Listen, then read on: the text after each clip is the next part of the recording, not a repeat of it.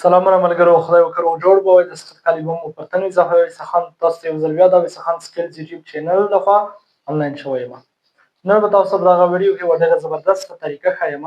هغه داسې چې که چېرته ستاسو په وټساپ کې یو چا تاسو ته میسج لیږلی وي، هغه میسج یې له تاسو څخه بېرته ډیلیټ کړی وي، او یا دا چې یو څوک تا ته میسج ولیږي هغه میسج ته په خپله ډیلیټ کړه، او یا دا چې ځینې خلک هغه وټساپ ټایمر یې فعاله کړی وي، څلرویشت ساعته بعد یا اووه ورځې بعد د ده میسجونه ټول حذف شي.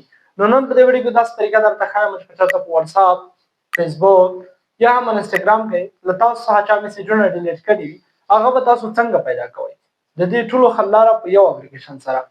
تاسو ته دغه اپلیکیشن درښایم، نو تاسو لازما دغه اپلیکیشن د پلی سټور څخه در سره راډاونلوډ کړئ. یو ډېر هر ډول میسج چې تاسو څخه په دې درې پلیټفارمونو کې چا ډیلیټ کړی وي، هغه به بیرته تاسو ته په ذمهوارۍ سره پیدا کوي. نو را به شئ ملګرو، دلته تاسو خپل پلی سټور ته کله چې خپل پلی سټور ته راغئ دغه به راخلاص کړئ، لاندې سرچ باکس به وګورئ، په دې باندې به کلیک وکړئ، په سرچ باندې به کلیک وکړئ، دلته به ورته ولیکئ په سکرین باندې ګورئ انډیل، دغه به تاسو ولیکئ. کله چې دغه ولیکئ دغه به سرچ کړئ، تاسو ته به دغه لومړی کوم ایپ چې دی دغه به راواوړي. کله چې تاسو ته دغه راواوښته، ما دغه مخکې انسټایل کړی دی، تاسو ته به د انسټایل اپشن درکړي، تاسو به دغه انسټایل کړئ. کله مو چې دغه انسټایل کړ، د هغې وروسته تاسو څنګه کولی شئ دغه راخلاصولی شئ. تاسو به دغه اوپن کړئ. کله مو چې دغه اوپن کړ، دلته به لږ انتظار شئ، تاسو ته دغه خلاصېږي. لاندې وګورئ لیټس سټارټ باندې به کلیک وکړئ.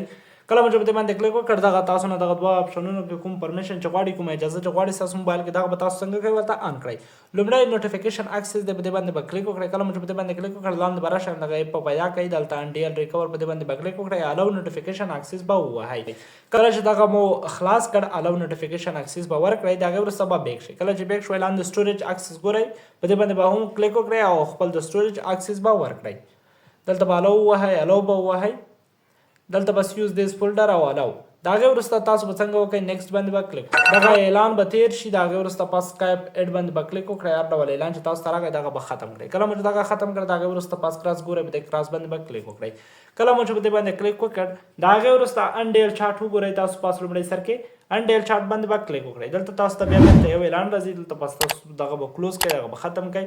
اوس تاسو ته که په فیسبوک کې میسج راغلی و چا ډیلیټ کړی و، که په انسټاګرام، وټساپ بزنس یا وټساپ میسنجر کې راغلی و، تاسو دلته کولی شئ چې هغه میسجان څنګه کوئ بیرته را پیدا کړئ. یعنې تاسو چې یوازې دلته کلیک کوئ، همغه میسجان به تاسو ته بیرته را پیدا کېږي. ځینې ملګري وي هغه داسې سیستمونه یې فعاله کړي وي، داسې اپشن یې فعاله کړی وي چې 24 اورز وروسته که نه 24 ساعتونو وروسته د دوی میسجان څنګه شي په اتومات ډول ډیلیټ شي. نو هغه میسجان ته بیرته همدلته په وټساپ کوم انډیل ایپ چې دی په هغه کې وټساپ انسید میسج دغه لومړی اپشن ګورئ، دلته به تاسو راشئ، تاسو ته به همغه بیرته څنګه شي پیدا به شي. نو تاسو کولی شئ چې له دغه څخه استفاده وکړئ او هغه میسجونه چې ټایمر وي هغه دلته تاسو ته بیرته پیدا کېږي. یعنې که دوی ډنګ کړي هم وي هغه بیرته پیدا کېږي، یا دوی کوم میسج انسین کړي یعنې انسین دي کړي بیرته یې تاسو نه ډیلیټ کړي، هغه تاسو ته دلته بیرته پیدا کېږي. هیله لرم چې ویډیو مې د خوښې وړ ګرځېدلې وي.